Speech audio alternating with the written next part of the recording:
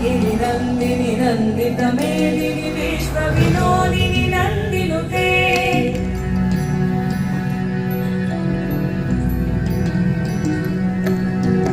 ऐ गिरिनन्दिनि नन्दितमेदिनि विश्वविनोदिनि नन्दिनुते गिरिवरविन्द्यशिरोदिनि वासिनि विष्णुविलासिनि जिष्णुनुते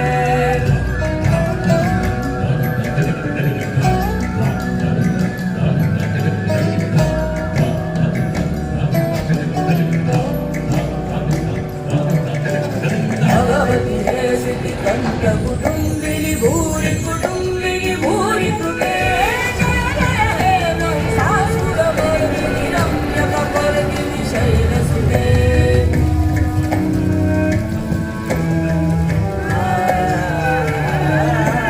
सुरवरवर्षिणि दुर्धरधर्षिणि दुर्मुखवर्षिणि हर्षरते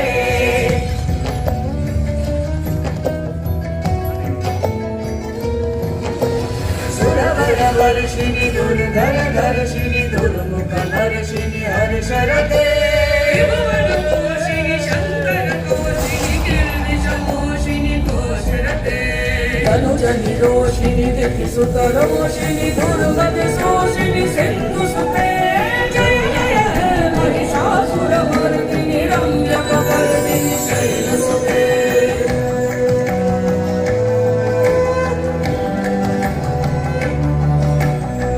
जगदम्ब मदम्ब कदम्ब वरुणियवासिनि हासरते शिखरि शिरोमणि तुङ्ग हिमालय शृङ्ग निजालय मध्यगते मधु मधुरे मधुकैटभ भञ्जिनि कैटभ भञ्जिनि रासुरते जय जय हे महिषासुरमर्दिनि रम्यकपर्दिनि शैलसुते ऐ गिरिनन्दिनि ऐ गिरिनन्दिनि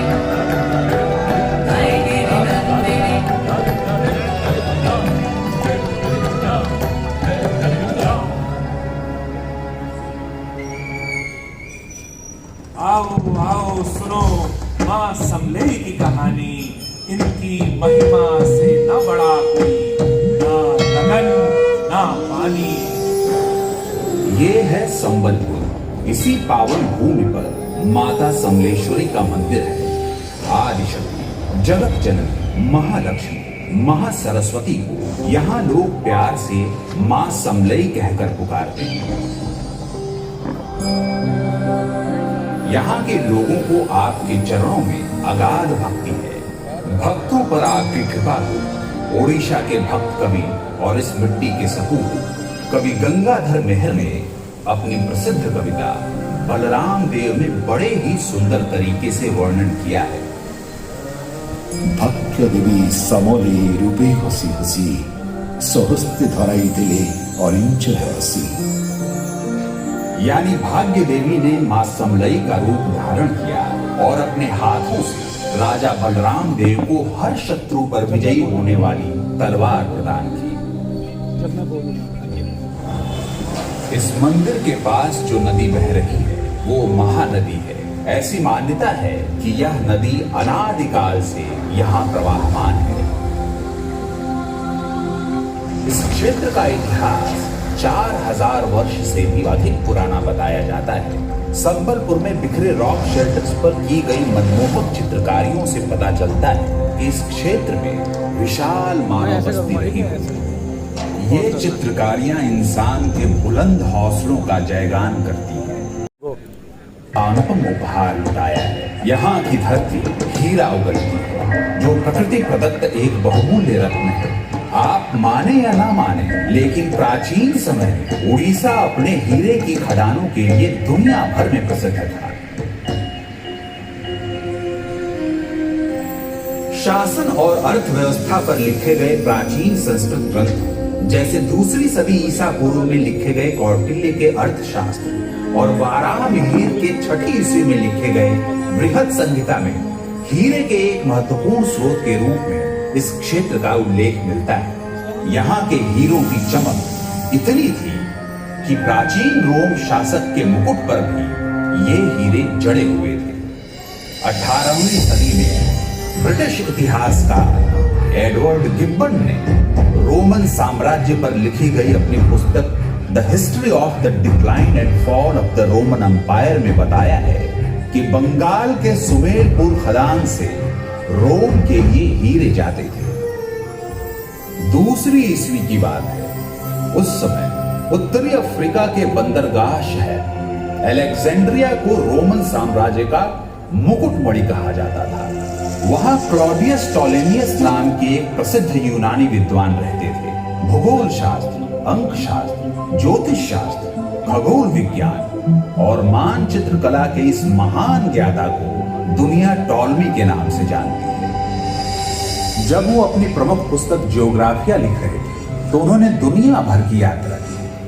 हीराकुद क्षेत्र के मशहूर हीरो के बारे में पता लगाते लगाते वो यहाँ भी आए। महानंदा नदी के बाएं किनारे पर संबाका नामक जगह है जहां भारी मात्रा में हीरे मौजूद हैं। मुझे वहां जरूर जाना है। टॉलमी जिस संबालका और गिब्बन जिस सुमेलपुर का जिक्र करते हैं वो जगह कोई और नहीं बल्कि उड़ीसा का संबलपुर ही है। ये हीरे न केवल गहरी खदानों में बल्कि महानदी द्वारा जमा की गई कछार की मिट्टी में भी मिलते थे। शायद यही कारण है कि महानदी को वैभवशाली नदी कहा गया है। ये पथरीले रत्न परत दर परत जमा होते गए और इन्होंने महानदी में कई द्वीपों के आकार दिए। इसी द्वीप नुमा समूह को स्थानीय लोगों द्वारा हीराकुद कहा जाता है।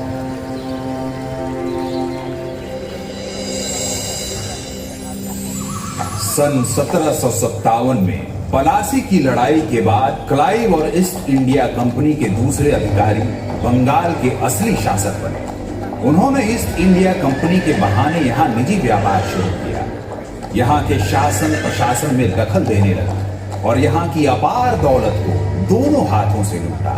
सन 1766 में संबलपुर के राजा अभय सिंह ने क्लाइव को उड़ीसा का 16 कैरेट का हीरा भेंट किया। तभी क्लाइव के दिमाग में एक आइडिया आया कि क्यों न संबलपुर से एक नया व्यापार शुरू किया जाए।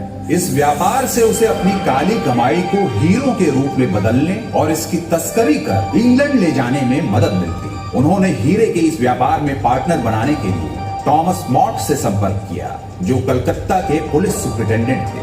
थॉमस मॉट को संबलपुर भेजा गया। मिस्टर मॉट, प्लीज आप सुमेलपुर जाइए और वहां से हीरो की सोर्सेज के बारे में पता लगाइए। इंग्लैंड में ये हीरा बहुत अधिक कीमतों में बिकेगा। घने जंगलों से होकर जाते समय मॉट की मुलाकात संबलपुर के राजा के एक अधिकारी से हुई। हीरे के व्यापार की देख-रेख की जिम्मेवारी उसी अधिकारी पर थी।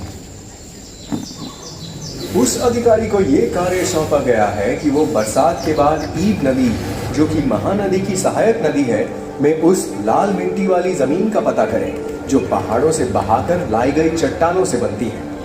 इसी जमीन में हमेशा से हीरे मिलते रहे हैं। क्लाइव ने वह योजना क्यों छोड़ी, ये अभी तक एक अबूझ पहेली है। सन 1850 में ब्रिटिश ईस्ट इंडिया कंपनी ने संबलपुर रियासत को अचानक हड़प लिया। वहां का हीरे का व्यापार ठप हो गया। यही नहीं, इनका उल्लेख यहाँ के सभी रिकॉर्ड से यकायक गायब पाया गया। ये एक अबूझ पहेली बनी रही, लेकिन जानकारों का अनुमान है कि दक्षिण अफ्रीका में हीरे की खदानों का पता चलते ही संबलपुर के हीरे अब मुनाफे का सौदा नहीं रह गए थे। आओ आओ सुनो मां समलेई की कहानी। फूल, निशान और ताशा जैसे डंकों की तेज आवाज में हथकरघा से की जाने वाली बुनाई की जादुई लय समा जाती है।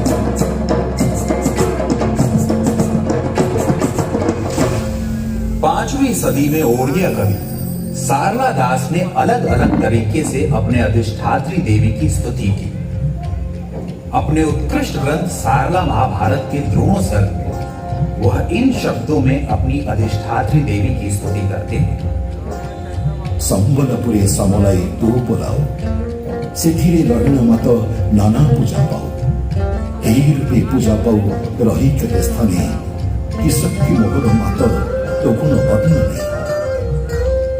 12 महीने तो 13 वर्ष और उनसे भी ज्यादा माँ समलई का मन मोहने वाला रूप जिनकी यहाँ पूजा अर्चना की जाती है, कभी नौ देवी के रूप में तो कभी अंबिका के रूप में, पूर्णिमा को राज राजेश्वरी के रूप में, जबकि अमावस्या को महाकाली के रूप में, दशहरा के दिन रणजीता के रूप में वो पूजी जाती है। कभी उनके साथ विराजमान हनुमान जी पूजे जाते हैं, कभी मंदिर के शिखर पर आनुष्ठानिक विधि से नया ध्वज लगाया जाता है।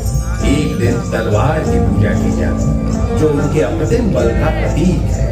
जिउंतिया उत्सवों के दौरान माँ से अपने परिवार के सभी सदस्यों की दीर्घायु की याचना के लिए भक्तों की भारी भीड़ मंदिर में उमड़ती है। माघ महीने के 5वें दिन माँ सरस्वती के रूप में देवी की पूजा की जाती है। जब भारी संख्या में विद्यार्थी माँ से विद्या का वरदान मांगने आते हैं, लेकिन अश्विन महीने पितृपक्ष की समाप्ति पर महालया के अवसर पर यहाँ धवलमुखी के रूप में माँ की सबसे विशिष्ट पूजा अर्चना की जाती है। जहाँ वर्ष के बाकी दिनों एवं विशेष अवसरों पर सिंदूर से माँ का श्रृंगार किया जाता है, लेकिन महालया के अवसर पर माँ का पूरी तरह से श्वेत श्रृंगार किया जाता है। श्वेत रंग पवित्र गंगा नदी का परिचायक है और यह मान्यता है कि इस दिन इस विशेष रूप में माँ का दर्शन करने से भक्तों को हजारों किलोमीटर दूर उत्तर में प्रवाहमान माँ गंगा के दर्शन का पुण्य मिलता है। ऐसे घूमा समय का चक्र, ना और कहीं ना डोर, अधीन हुआ गौरी सरकार के नीचे, दुर्भागी ये संबलपुर। भाग्य का लिखा भला कौन डाल सका है। 19वीं ईस्वी के आते आते चौहान वंश कमजोर होता गया और संबलपुर शक्तिशाली मराठा शासन के अधीन हो गया, जो संपूर्ण भारतीय साम्राज्य का सपना देख रहे थे। उसी समय पूरे भारत में ब्रिटिश शासन का डंका बजा। अंग्रेजों ने पूरे भारतीय उपमहाद्वीप पर अपना झंडा लहराने की ठान ली। संबलपुर पर भी अंग्रेजों ने कब्जा कर लिया। संबलपुर के किले पर ईस्ट इंडिया कंपनी का झंडा लहराने लगा। उन्होंने चौहान वंश के अंतिम शासकों को सिंहासन पर वापस बिठाया, लेकिन उनकी हैसियत बस एक जागीरदार की रखी।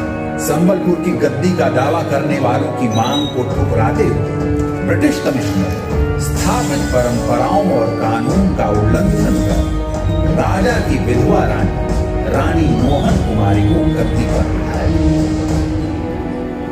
सुरेंद्र साय एक महान योद्धा, कुशल कूटनीतिज्ञ और लोकप्रिय नेता। सिंहासन के लिए उनका दावा ठुकराए जाने से स्थानीय जमींदारों ने विद्रोह कर दिया। संबलपुर का शासन सुचारू रूप से चलाने के लिए इन जमींदारों का सहयोग जरूरी था। रानी को राजकाज की कोई जानकारी नहीं थी और उन्होंने इसके लिए जिन मंत्रियों की सहायता ली वे धूर्त थे। इससे जमींदारों के विरोध की आग और अधिक भड़क गई। अंग्रेजों के हाथों की कठपुतली बनी रानी और उनके मंत्रियों ने तरह तरह के कठोर कर लगाकर अधिक से अधिक राजस्व चूसने में कोई कसर नहीं छोड़ी। इस विद्रोह को दबाने के लिए हजारीबाग से अतिरिक्त सैन्य बल संबलपुर भेजा गया। अपनी पूरी कोशिश करने के बावजूद अंग्रेज इस विरोध की ज्वाला को शांत नहीं कर सके और उन्हें बाध्य होकर रानी मोहन कुमारी को गद्दी से हटाना पड़ा। रानी के हटने के बाद नारायण सिंह गद्दी पर बैठे। मेजर किट्टो ने नारायण सिंह को मूर्ख, बुढ़ा और उल्लू शासक कहा। हम इस कंपनी राज को एक दिन भी और नहीं सह सकते। ये असहनीय हो गया। हाँ राजा जी, इनका अत्याचार बढ़ता ही जा रहा है। हमें कोई नई तरकीब सोचनी होगी। इस बार हम इन पे पहाड़ी के पीछे छुप कर वार करेंगे और मां साय ने अपने साथियों के साथ अंग्रेजों की नाक में दम किया था। देवरीगढ़ की पहाड़ियों और सारंदा दर्रे के युद्ध में उनके छापामार युद्ध कौशल को देखकर अंग्रेज दंग रह गए। उनकी साहस और वीरता के चलते उन्हें वीर सुरेंद्र साय की उपाधि मिली। मगर अफसोस कि जल्द ही ऐसे ही एक युद्ध में सुरेंद्र साय और उनके साथियों को गिरफ्तार कर लिया गया। इसी बीच राजा नारायण सिंह की मृत्यु हो गई। उनको कोई संतान नहीं थी। अंग्रेजों ने इस स्थिति का फायदा उठाया। उन्होंने हड़प नीति का सहारा लेकर संभलपुर के शासन की बागडोर सीधे अपने हाथों में ली। इससे क्षेत्र में विद्रोह और अधिक भड़क उठा। गुलाम न बना गोरी सरकार का, इस मिट्टी में जन्मा वीर सुरेंद्र साय। सर उठाकर लड़ी लड़ाई, जब तक प्राण न जाए। लोगों की नब्ज को भांपते हुए अंग्रेजों ने सुरेंद्र साय के साथ संधि करने का फैसला किया। अंग्रेजों ने संबलपुर के लोगों के कल्याण के बाद उनके सामने शांति का प्रस्ताव रखा। मातृभूमि के सच्चे सपूत सुरेंद्र साय ने निडरता पूर्वक अंग्रेजों के सामने संधि की 2 शर्तें रखी। पहली शर्त थी कि उनकी बाकी की सजा माफ करते हुए उन्हें जेल से रिहा किया जाए, और दूसरी शर्त ये थी कि संभलपुर की गद्दी को उसका असली हकदार मिले। पहली शर्त आसानी से मान ली गई और दूसरी शर्त को पूरा करने का आश्वासन देते हुए उसे विचाराधीन रख दिया गया। बदकिस्मती से अंग्रेज अपने वादे से मुकर गए। उन्होंने गद्दी पर साय के दावे को मानने से इनकार कर दिया। स्थिति को भांपते हुए साय ने 1857 में खुले विद्रोह की घोषणा कर दी। अंग्रेजों को डर था कि सुरेंद्र साय और उनके साथियों की मौजूदगी में लोग भड़क उठे और क्षेत्र की शांति भंग हो जाए। इसलिए उन्हें पकड़कर नागपुर जेल में रखा गया। इसके बाद उन्हें असीरगढ़ के किले में भेज दिया गया, जहां साय अपनी अंतिम सांसें ली। संभलपुर के इस वीर योद्धा को हमेशा उड़ीसा के अमर शेर के रूप में याद किया जाएगा। एक ऐसा शेर जिसे अंग्रेजों ने न तो मारने की हिम्मत की और ना ही उनके जीते जी उस जमीन पर खुलेआम पैर रखने का साहस कर सके। आज संभलपुर पश्चिमी आजादी के बाद इस क्षेत्र में जबरदस्त विकास और प्रगति हुई है। महानदी पर बने हीराकुद बांध के कारण इस क्षेत्र में चावल की भारी पैदावार के चलते इसे पश्चिमी ओडिशा का चावल का कटोरा कहते हैं। यहाँ साल में 3 फसलें होती हैं। भरपूर खनिज पदार्थों वाले इस क्षेत्र में तेजी से औद्योगिकरण हुआ है। मां समलई के उपासक, बुनाई में माहिर यहाँ के दस्तकार ओडिशा की संबलपुर इकत साड़ियों को विश्व प्रसिद्ध करने में प्रयासरत है। जिन वीरों ने एक समय में विश्व पटल पर समालका क्षेत्र को विशिष्ट पहचान दिलाई, वो फिर से देवी समलेश्वरी का जय घोष करते संबलपुरी गीतों की धुन और ढोल के ताल पर झूमते हुए दुनिया का मन मोह रहे। जय मां समलेश्वरी।